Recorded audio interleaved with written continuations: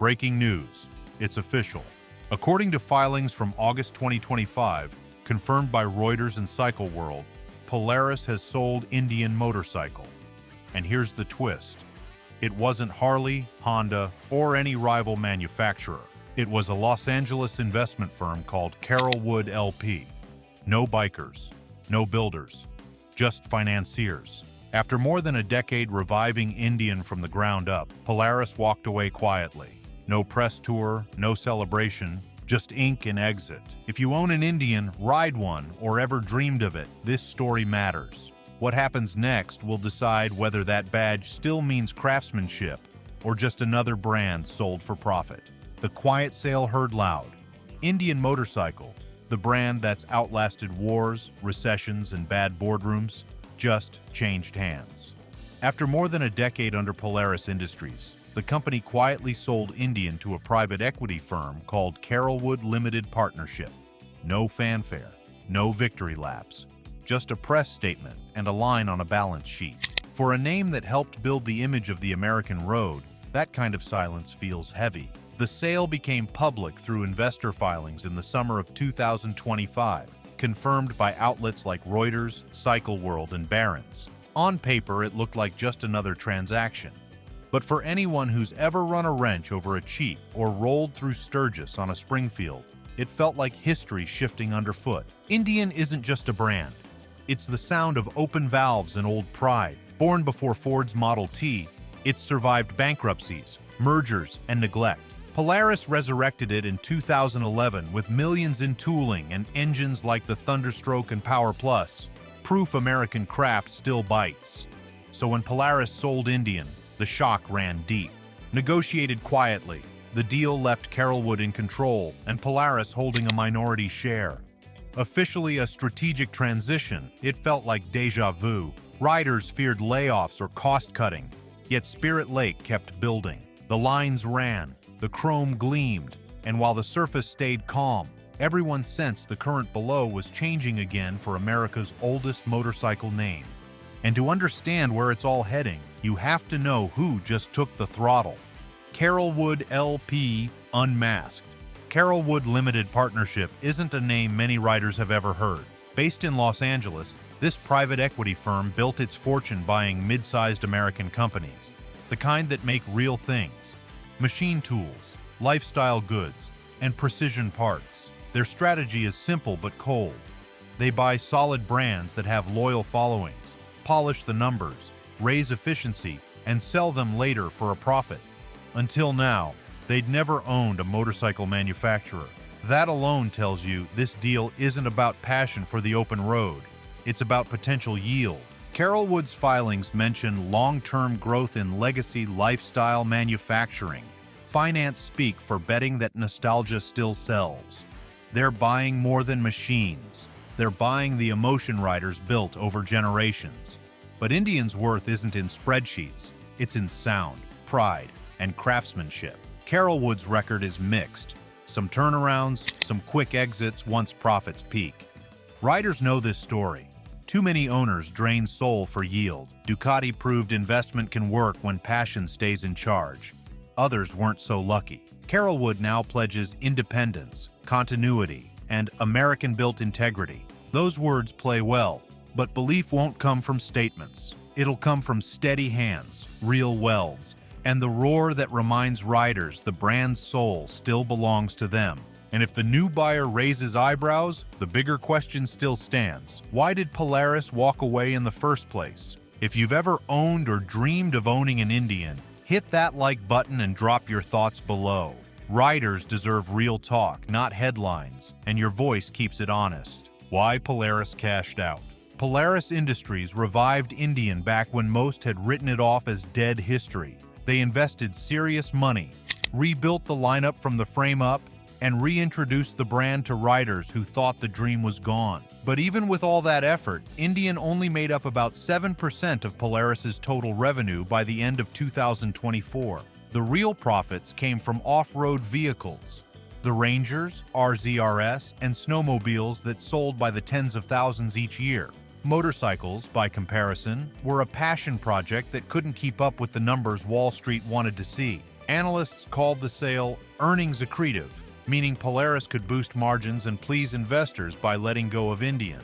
At just 7% of revenue, it wasn't worth the boardroom effort, so they cashed out while value was high. Cold math, but predictable. Yet the move reveals more.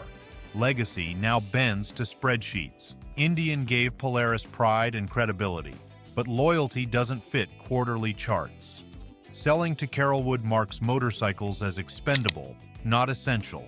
Business logic won the round, leaving riders uneasy. When passion meets profit, one always pays the price, and history shows which side usually loses. Which brings us to the promises that came right after the signatures. Words meant to calm a restless crowd. Before we ride deeper into this story, check the description for the gear and accessories real riders trust. Not the brands in boardrooms, but the ones built for the road. Promises on paper. The official statement from Polaris Investor Relations and Carolwood Limited Partnership tried to cover every concern before it even hit the rumor mill. It promised business as usual. All current dealers would stay authorized. All existing warranties would remain valid.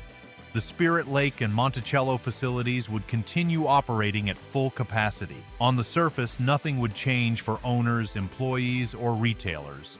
The message was clear: don't panic. The brand is safe. But seasoned riders have heard that tone before. Business as usual often lasts until the first round of budget reviews. Corporate transitions always read calm, but the truth shows months later. When contracts shift, memos tighten budgets, and promises meet reality. Carolwood pledges continuity, echoing Polaris's 2011 revival vows. Riders have heard it all before and wait to see if this time holds. The answers won't come from filings, but from torque specs, clean welds, and steady parts flow. Spirit Lake's output will tell the story. Paper speaks of confidence. Metal reveals truth. In the end, it's the builders, not executives, who decide whether Indian's pride survives another round of signatures. Numbers, as they say, never lie, but they also never tell the whole story. And once Carolwood starts counting, the math behind the move may show where this road really leads. The math behind the move. Every private equity firm works from the same playbook. They buy, they fix, and they sell.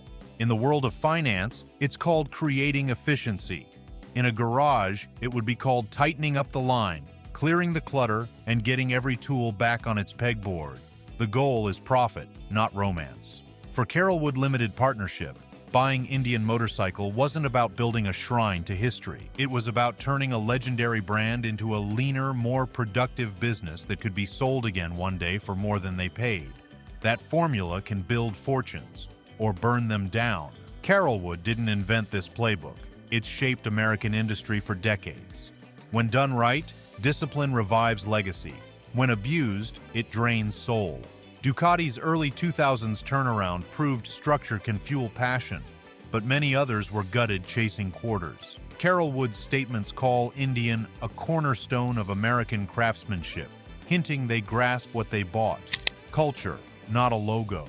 Their task now is balancing profit with pride, knowing every cut echoes through shops and streets alike. A motorcycle brand isn't a spreadsheet, it's a community. Carolwood must learn that truth fast, or risk learning it the hard way. To see whether that lesson is sinking in, we head to the heart of the operation, the factories that keep Indian breathing. Inside the plants. Drive into Spirit Lake, Iowa, early on a weekday morning, and you'll see the same line of pickups in the parking lot that's been there for years. Inside, the hum of assembly lines still carries the same rhythm it did under Polaris. Roughly 900 workers clock in, tighten bolts, and bring machines to life with practiced hands. There's no panic, no chaos, just a steady beat of American craftsmanship. That's the real pulse of Indian Motorcycle, not the headlines or the stock filings. The same goes for Monticello, Minnesota, where engineers test, refine, and rework designs. These towns have built more than motorcycles. They've built identity and pride.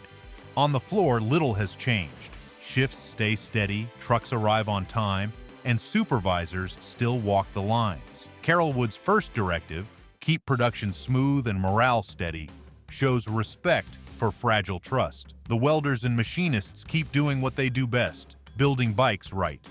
The real test will come when budgets tighten and costs get counted. For now, the frames align by hand, engines run one by one, and the smell of oil still fills the air. Proof that American craftsmanship endures, steady and proud beneath the boardroom noise. But while the shop floor holds steady, another front line is already watching for tremors. The dealerships that keep those bikes rolling into the world. Dealers at the crossroads. Dealers always feel the shift first. They're the bridge between factory and rider, the ones who sense when something in the supply chain starts to wobble. Across the country, Indian dealerships are paying close attention to the fine print.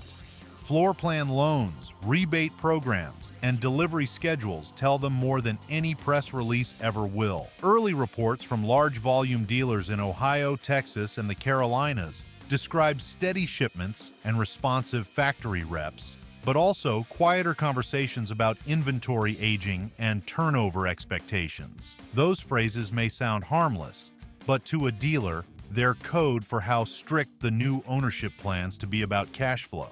Under Polaris, dealers benefited from long payment terms and generous rebates. Carolwood's leaner playbook favors tighter control, faster turnover, and closer profit tracking.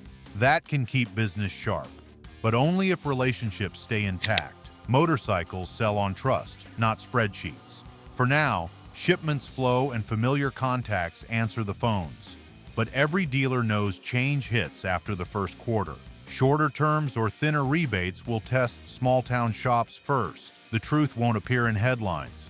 It'll ride in with the next truck from Iowa, carrying both the weight of tradition and the cost of doing business. Yet behind all these numbers and schedules lies something even more delicate: the idea of what Indian actually means and how that meaning is treated in the language of business. Brand identity as asset class. In corporate finance, every name, logo, and slogan can be turned into a dollar figure. Heritage becomes an asset. Legacy becomes leverage. Carolwood now owns one of the most recognizable motorcycle identities in the world, and with it comes the temptation to treat that identity like any other commodity. Buy it, monetize it, and maybe one day sell it again. On paper, Indian's trademarks, history, and rider loyalty all carry measurable value. Investors can borrow against that value, use it to raise capital, or spin it into new product lines. That's how business works. But heritage doesn't live in spreadsheets. It lives in the sound of the engine and the trust of the people who ride behind that badge. When a brand's value is reduced to numbers, its meaning begins to fade. Riders don't choose Indian for profit margins. They choose it for a century of roads, hands, and pride. Heritage treated as collateral risks, destroying what built it. Carolwood's task is to turn value into stewardship, investing in legacy, not mining it. Promises of American assembly and continued design bring cautious hope. Identity can carry a price tag, but once sold twice, it's never the same. Indian's soul wasn't bought with money, and no sum can buy it back once it's gone. The accountants may run the numbers, but the heartbeat of a motorcycle brand always belongs to the people who ride, race, and keep it alive. And their reaction is already starting to ripple across the country. Owners in the mirror. When a company changes hands, the first people to feel it are the ones who already bought in. Across garages, forums, and dealer lots, Indian motorcycle owners asked the same three questions. Will my warranty still stand? Will I still get parts on time? And will my bike hold its value? Those questions carry more weight than any press release. They're personal. For many riders, an Indian in the garage isn't just transportation. It's proof of miles earned and craftsmanship respected. Losing that trust would cost more than any balance sheet could measure.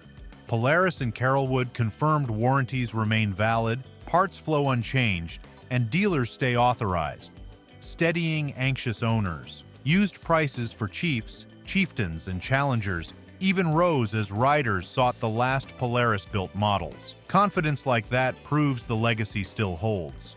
For practical owners, now's the time to document everything. Service slips, oil changes, invoices. Paperwork protects value and smooths any future claim. Transitions test patience, but a well-kept bike speaks louder than promises. Ownership isn't just motion, it's stewardship, preserving the metal and history that define true riders and the machines they trust. While individual owners focus on their own machines, the larger community has been busy finding its voice, equal parts cautious, loyal, and loud, the Brotherhood's pulse. Walk into any diner or roadside bar near a major rally, and the talk comes easy. Between coffee cups and chrome reflections, the same topic keeps rolling. What happens now that Indian has new bosses? In online forums and local clubs, the tone isn't panic, it's guarded curiosity. Most riders aren't ready to judge yet. They've seen brands come and go, promises rise and fade. They carry what one veteran called hope in one hand and a wrench in the other. That phrase sums up the moment perfectly. It's not naive optimism, it's earned patience. At this year's rallies, Indian tents overflowed with riders trading stories, tips, and cautious hope. The new ownership sparked debate, but the brotherhood around the badge stayed unshaken. Pride like that outlasts signatures and slogans. For these riders, American craftsmanship isn't nostalgia, it's identity. Each bike carries a century-old promise that metal and muscle still define freedom. They speak in torque and throttle, not marketing terms. Every shared story, every road mile, keeps that mechanical poetry alive. As long as those engines run and hands grip those bars, Indian's heartbeat will never fade. But across the state line in Milwaukee, another heartbeat has picked up pace. Harley-Davidson is watching, calculating, and quietly preparing its next move. If you care about where American motorcycles go next, subscribe now. We dig into the truth behind the brands, the machines, and the riders who still keep the soul alive. And comment what you ride and where you ride. We want to know. Rival sparks in Milwaukee. Harley-Davidson didn't need a memo to understand what this sale means. The minute Polaris announced the deal, eyes in Milwaukee turned toward the competition. Harley and Indian share more than a rivalry. They share an audience, a legacy, and a constant need to prove who owns the American road. For Harley, a reinvigorated Indian under new ownership could become either a threat or a blessing. Competition forces innovation, and that's something Harley has needed more than once in its long history. Analysts expect Harley to tighten production, guarding dealer margins as Indian gains fresh backing.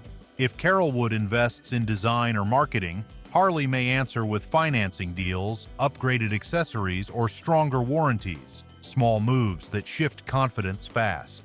For riders, this rivalry is a win. Competition breeds quality and keeps both brands listening to the road. Touring comfort, heritage styling, and craftsmanship rise when pride's on the line. Two American icons, old rivals reborn, pushing each other to stay real. In an age of global sameness, their duel keeps individuality and the soul of American motorcycling alive and loud. The real proof of all this talk, though, doesn't come from boardrooms or spec sheets. It comes from the roar echoing off racetracks and rally grounds across the country. Rallies, races, and real proof.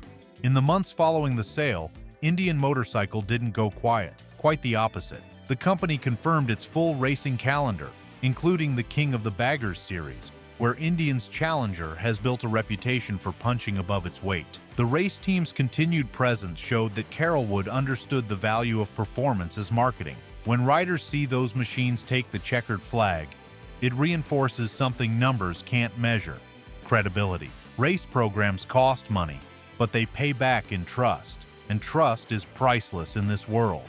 Indian's demo trucks still roll coast to coast, from Daytona to Sturgis, where riders line up to feel the throttle and hear that unmistakable growl. No one cares who owns the company when the engine fires, only that it's real. By keeping its racing and rally commitments, Carolwood shows intent to preserve pride, not strip it. Actions like these speak louder than filings, proving continuity through presence. The brand still breathes, its heartbeat echoing in every mile, every handshake, every roar that reminds riders. Heritage isn't a logo, it's the sound of steel still running. But as the roar from the tracks and rallies fades into the distance, another engine is starting to hum quietly. This one powered by politics, economics, and the larger forces shaping American manufacturing itself. Heartland Economics. Drive through Spirit Lake, Iowa on any weekday morning, and you'll see what this sale really means. Pickup trucks line the parking lots outside the plant. Local diners open early to catch the first shift, and the sound of machinery hums under the prairie wind. This is not just a factory, it's the economic backbone of a small American town. When Polaris sold Indian to Carolwood Limited Partnership, local leaders and state officials moved fast to keep those jobs secure. Both Iowa and Minnesota offered targeted incentives, training grants, local tax credits, and infrastructure upgrades to ensure the new owners kept production at home. The mayors called it an investment in identity, and they weren't exaggerating. Spirit Lake's plant sustains hundreds of families, fueling local diners and tool shops alike. Regional agencies secured Carolwood's pledge for multi-year operational continuity, steady jobs, stable output. These towns know the pain of lost factories, but not this time. Spirit Lake and Monticello still hum with work, welders steady at their posts. That rhythm of labor, built on pride, not paperwork, remains Indian's truest foundation. The heartbeat no sale can silence. But beyond those factory gates, a larger pattern stretches across America. A new era where financiers buy legacy and craftsmanship becomes another line item on an investor's report. The private equity equation revisited. The sale of Indian Motorcycle fits into a growing national pattern. Across industries, private equity firms are buying up legacy manufacturers, the companies that built America's tools, guitars, boots, and machines. What once started as partnerships between craftsmen and local banks has turned into acquisitions by multi-billion-dollar funds based in New York or Los Angeles. The logic is always the same. Take something proven, make it more efficient, and sell it for profit. On paper, it sounds like progress. In reality, it raises the same question every time. Can heritage survive the quarterly ownership cycle? Consider what happened in other sectors. Tool companies that once made wrenches in Ohio now manufacture overseas under familiar brand names. Iconic guitar makers were bought, optimized, and sold again, often losing their soul in the process. The logos stayed the same, but the heart of the craft faded. Every industry tells a version of the same story. When financial firms replace family-run leadership, numbers start calling the shots. Private equity can revive a brand with fresh capital and modern tools, but too often cost-cutting replaces passion and turns heritage into marketing. Indian now stands as the test. If Carolwood honors its culture, it could prove finance and craftsmanship can coexist. If not, pride yields to profit. For those turning the wrenches, heritage isn't capital, it's responsibility, and real motorcycles are personal, not just numbers on a spreadsheet. And in the broader world of heavyweight motorcycles, that tension defines an entire market fighting to stay alive against the current of time. Where heavyweight motorcycles stand, step back from the spreadsheets, and the view of the motorcycle market tells its own truth. The heavyweight segment, big touring bikes, cruisers, and baggers, is shrinking in sheer numbers but growing in meaning.